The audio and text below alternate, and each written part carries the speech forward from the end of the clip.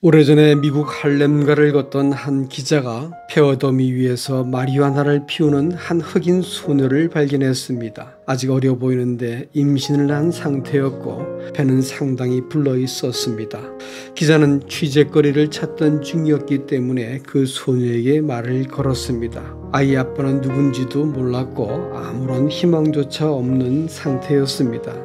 기자가 태중의 아이를 위해서 마리아나를 자제하라고 권하자만 사나운 표정으로 욕설을 퍼부었습니다. 몇 달 후 다시 기자는 그 장소를 우연히 지나가다가 같은 장소에서 꼭 그 소녀처럼 보이는 산모가 아이에게 젖을 물리고 있는 모습을 보게 됩니다. 다가가서 보니 분명 그 소녀였는데 예전의 얼굴이 아니라 놀랍게도 얼굴에서 빛이 나고 있었습니다.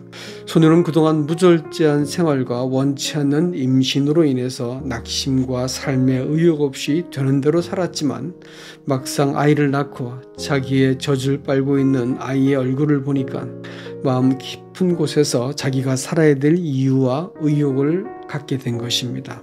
누군가를 사랑해야 할 대상이 있다면 삶이 수고로워도 견딜 수 있습니다.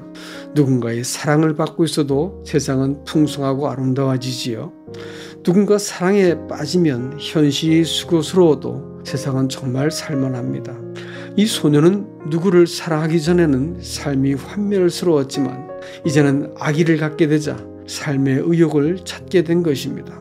왜 사람은 사랑을 받거나 사랑하지 못하면 살 수가 없을까요? 그것은 사람은 처음 지어질 때부터 하나님의 숨결을 이어받은 자식이고 또 하나님의 가슴에서 태어난 사랑의 대상이기 때문입니다. 일본인 최초로 노벨 문학상을 받은 가바타 야스나리라고 하는 사람은 설국이라는 소설로 부와 명예를 한 번에 얻었습니다. 그러나 시간이 지나갈수록 자기 주변에 그렇게 많은 사람들이 있어도 마음을 나눌 만한 사람이 없다는 사실을 발견했습니다. 아무리 찾아도 자기 자신을 사랑하는 게 아니라 자기의 부와 명예와 이룬 그 업적을 사랑한다는 사실을 알고 그만 절망했습니다.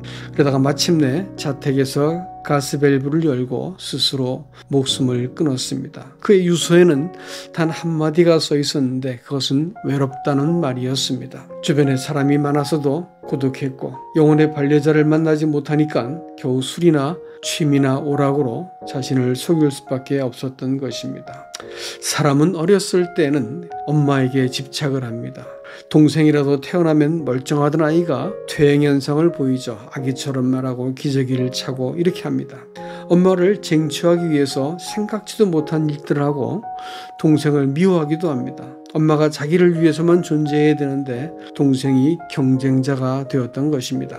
나이가 들면 이제 엄마에 대한 집착이 시들해집니다. 자기를 닮기에는 엄마가 고리타분하고 불편하게 여겨졌기 때문입니다. 그래서 이성을 향하게 됩니다. 자기를 위해주고 있는 그대로 받아들여주는 사람을 찾는 것입니다. 최소한 자기만을 위해 곁에 있어주고 행복하게 해줄 사람이어야 합니다. 그렇게 해서 결혼을 하지만 배우자가 자기를 알아주고 받아줄 대상이 아니라는 사실을 아는 데는 그렇게 오랜 시간이 필요하지 않습니다.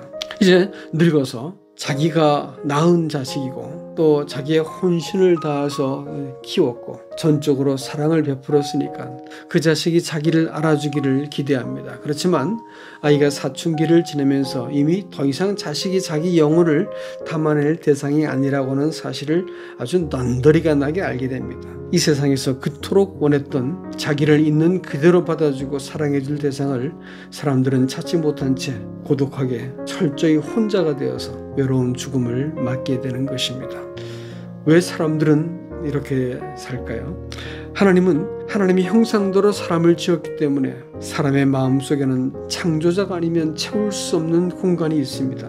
그래서 사람들이 사회적인 성취를 이루고 부와 명예와 미모를 가졌다 하더라도 마음의 이 공허함은 그런 것들로 채워지지가 않은 것입니다. 성경은 이런 사람들을 향해서 수고하고 무거운 짐진 자들아 다 내게로 오라 내가 너희를 쉬게 하리라고 말씀하고 있습니다.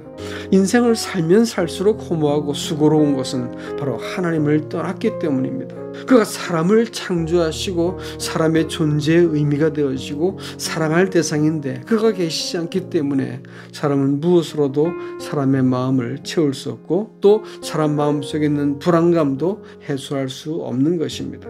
하나님은 자기를 떠난 사람이 겪는 죄의 고통과 슬픔을 알고 계십니다. 모양의 차이는 있어도 모든 사람이 지고 가는 삶의 무게는 다르지 않습니다. 종교는 사람에게 심리적인 안정과 현실적인 축복을 주겠다고 말하지만 하나님은 사람을 사랑하십니다.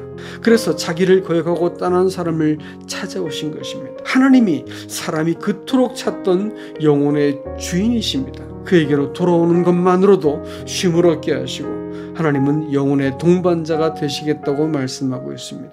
다만 사람은 자기가 옳다고 여긴 바를 고집하느라고 각자가 그릇 행하여 제 길로 갔기 때문에 그 길에서 돌이키는 일이 요구될 뿐입니다. 조건과 자격을 갖추어야 하나님께서 받아준다고 말씀한다면 그것은 복음이라고 말하지 않습니다. 하나님으로부터 분리된 죄인을 성경은 죽은 자라고 합니다. 그러므로 죽은 자가 하나님께 받아들여지기 위해서 무엇인가 할 수 있는 일이란 아무것도 없습니다.